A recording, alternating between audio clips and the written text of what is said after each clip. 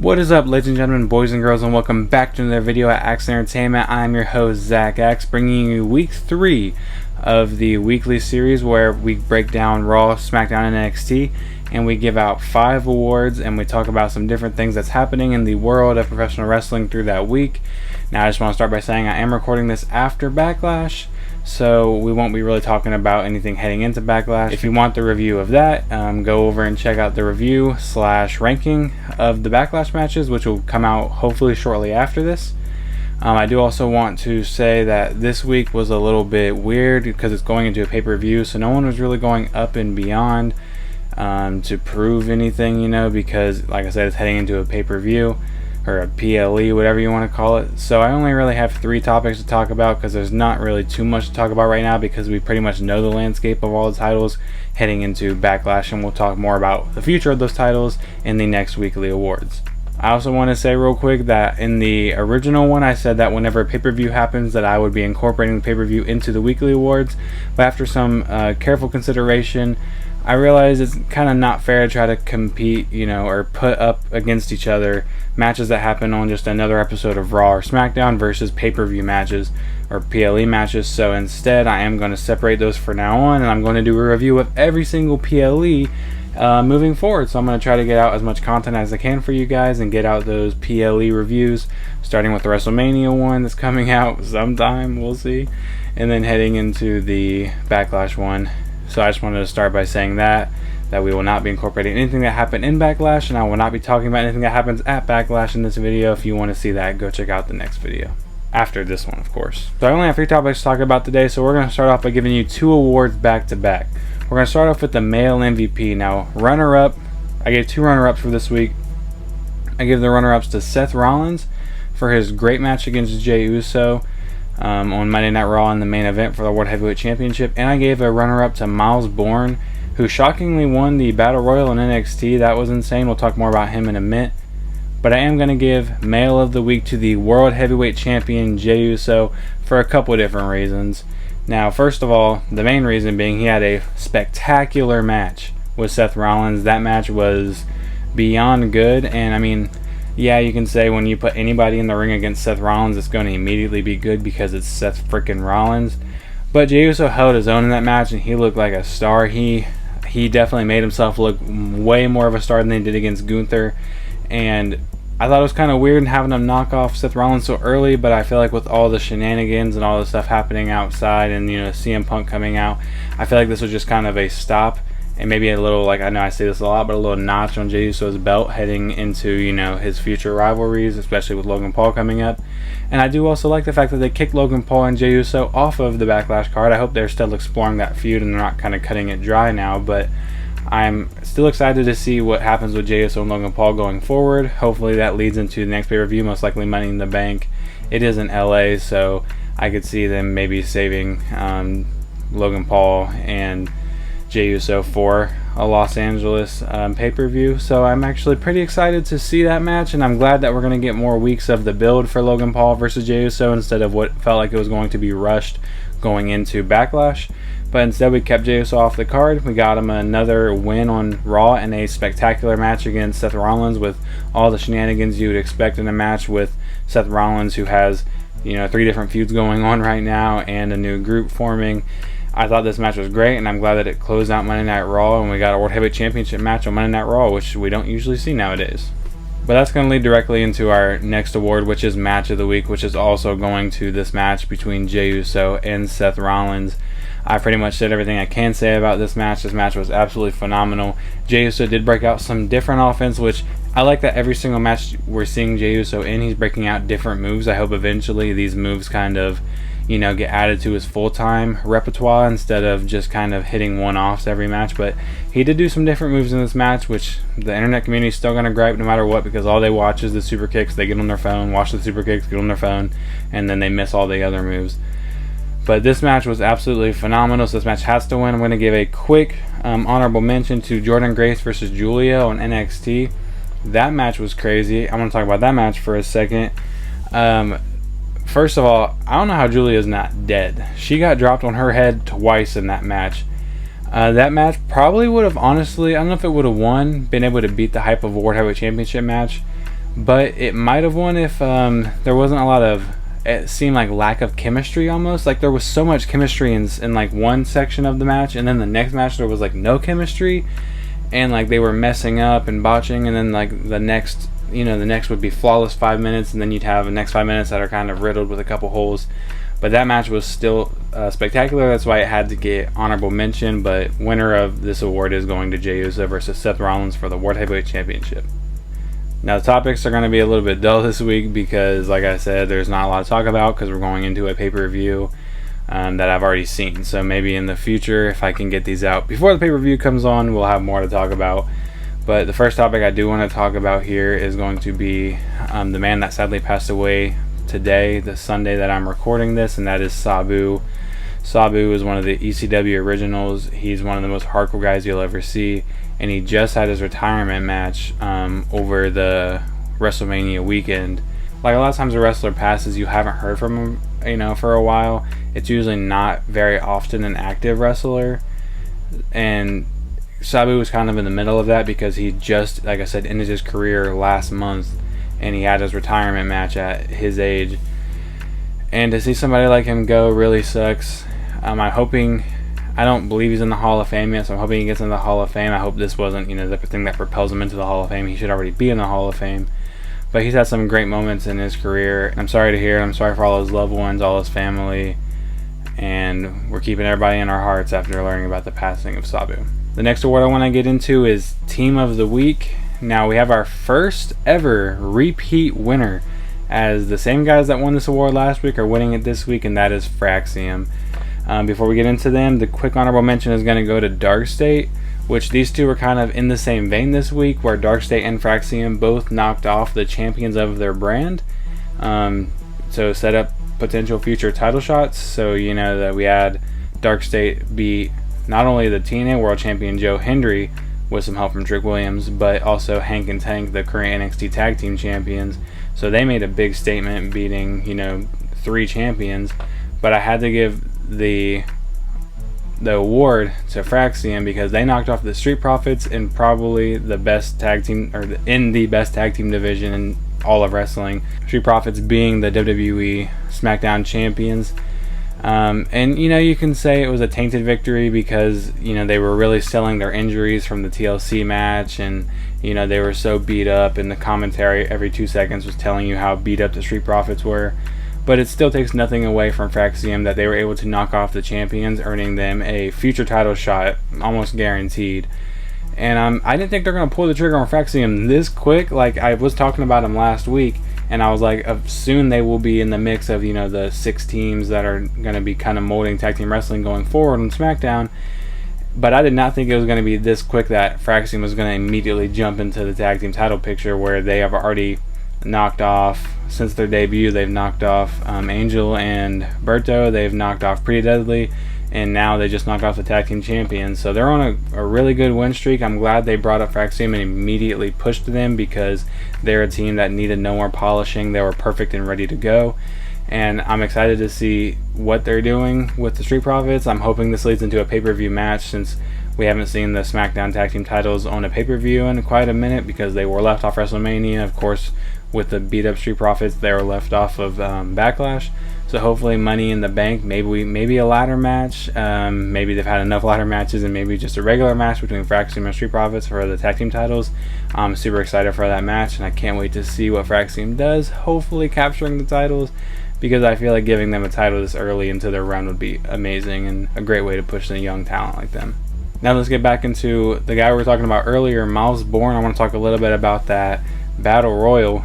First of all, we had the return, I guess you could call it, of Elijah, or formerly Elias, in WWE.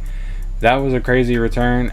Didn't really do much, which kind of sucked, because when you see a big name like that return, it comes out, and he was in the background pretty much the entire match. He was never like the focal point of attention throughout the match, so I didn't like that he didn't really have like that big moment, other than that knee to Javon Evans off the top. But even that was in the background to what was happening in the ring. So that was crazy that Elijah was back. We had Zachary Winston there, formerly, what was his name in MSK? Oh my god, why did I forget his name? Carr. Had something to do with Carson. Oh, we had the Zachary Wentz with whatever his name was in MSK. I can't remember. His little stare down and showdown with Wesley in the match. That was a cool little moment. And then we also had Javon Evans looking like an absolute star near the end. Like the whole match, he kind of was just there.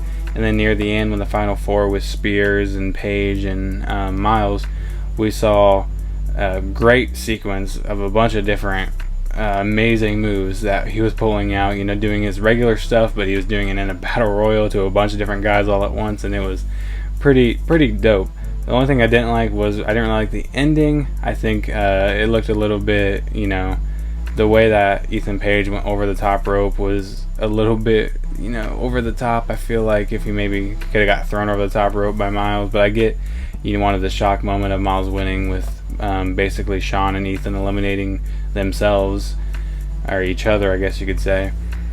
But Miles Bourne versus Obafemi is interesting because it's not what I thought we were going to get. I didn't really have a guess for who was going to be Obafemi's opponent, but it was not Miles Bourne, and I like that. They're pulling the trigger, not really pulling trigger, but pulling the trigger on somebody new, somebody we haven't seen at that level in NXT, because we've seen Javon Evans there, we've seen Trick Williams there, we've seen Ethan Page, not necessarily Shawn Spears currently, but we've seen a lot of these guys there in NXT, the top of the card, but we've never seen Miles Bourne there, and he is honestly a great wrestler, and I hope I'm hoping they break up the why did I forget the tag team? Why am I forgetting stuff right now?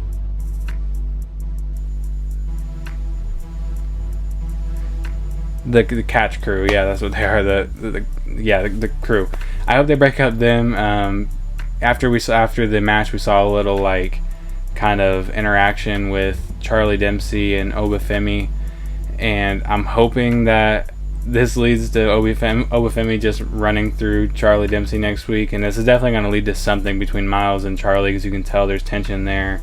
The other members, I guess we'll see after that little thing breaks up, but I'm hoping this kind of kicks out Miles, keep the crew together, I guess, and then kind of kick out Miles and have Miles go off to be his own guy would be pretty awesome.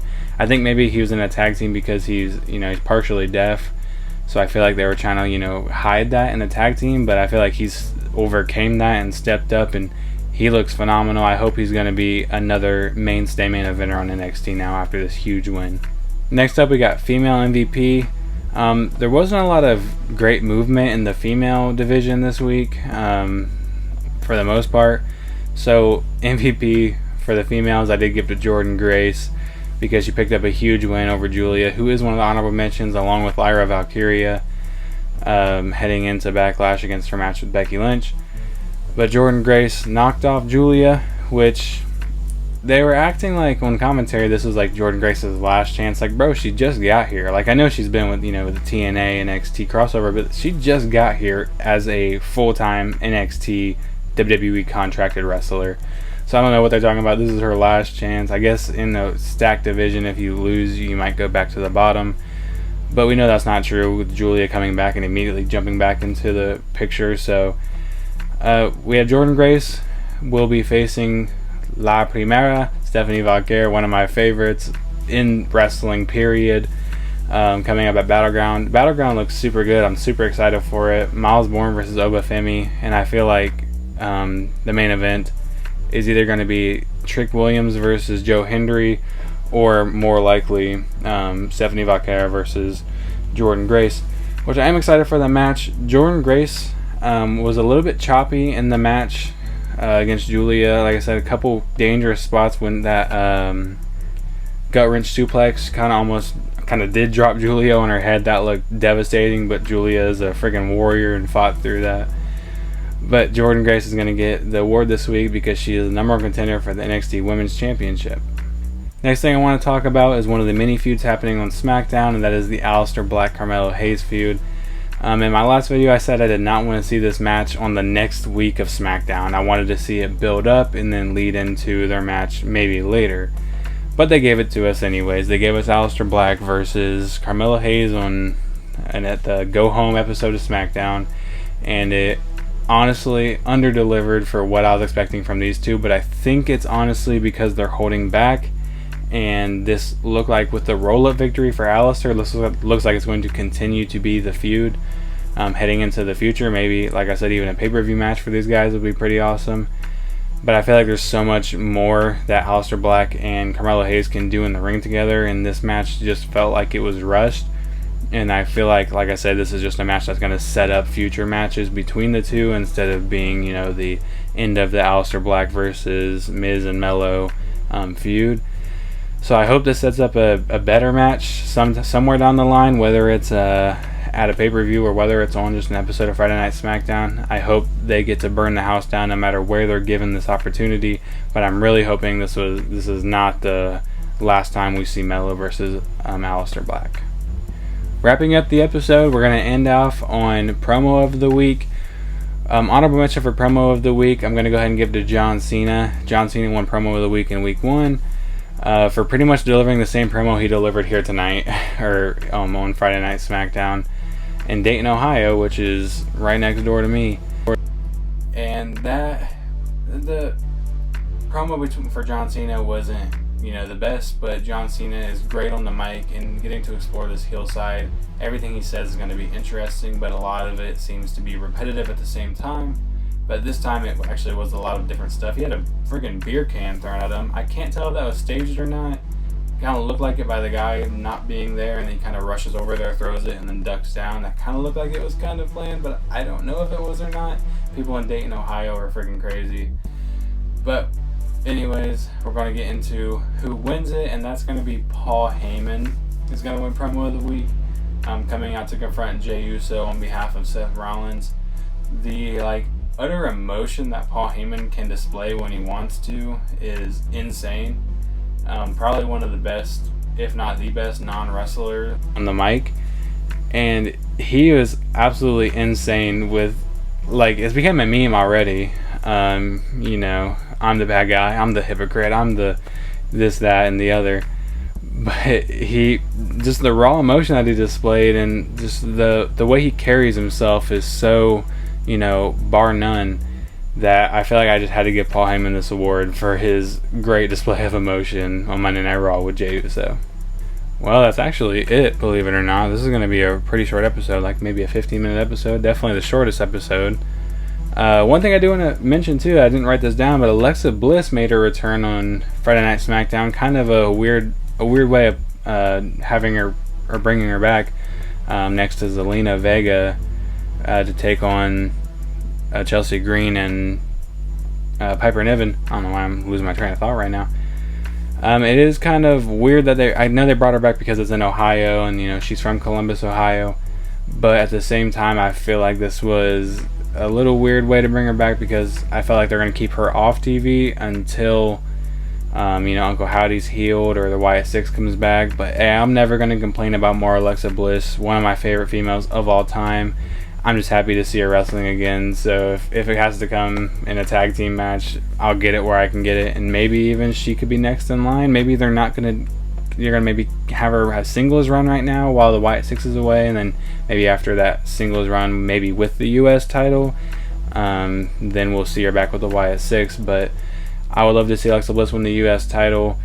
We need to get some of these veterans coming out and winning the mid-card titles, because I feel like at the same time as it's elevating new talent, it also needs to be around the waist of some veteran talent that need that extra accolade, like Becky, like Charlotte, sadly, and like Alexa Bliss and Bayley.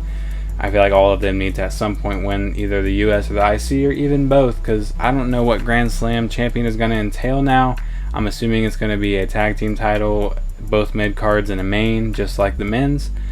And if that is, then Alexa Bliss winning the U.S. title would only put her the IC title away from being the first ever women's Grand Slam champion, which will probably go to her, Bayley, Becky, or Charlotte, one of them. Anyway, that's all I got for you today. A shorter episode. I hope you guys did enjoy. Like I said, this episode was going to always be shorter because it's a lead up to the pay-per-view, so no one's really trying as hard. Honestly, pretty boring Monday Night Raw and Friday Night SmackDown overall, other than the main event of Raw and then Smackdown was pretty much boring all the way through, if I'm being completely honest. NXT was pretty exciting this week. I did have a lot of fun watching NXT. But if you did enjoy this video, leave a like, leave a comment, comment anything you want to see from me in the future. I'm open to all different ideas. I'm going to be trying to upload a bunch of different content moving forward for you guys, wrestling related obviously. Ring that bell for notifications and subscribe. I'll see you guys in the next one. Peace. This happened if I had real tough love, I'm bad at this, and I'm bad for this. Narcissistic tendencies, I don't care about no one else. Narcissistic tendencies, I'm low, so set me on the shelf. Few people ever have my back, yeah, there ain't no doubt about that.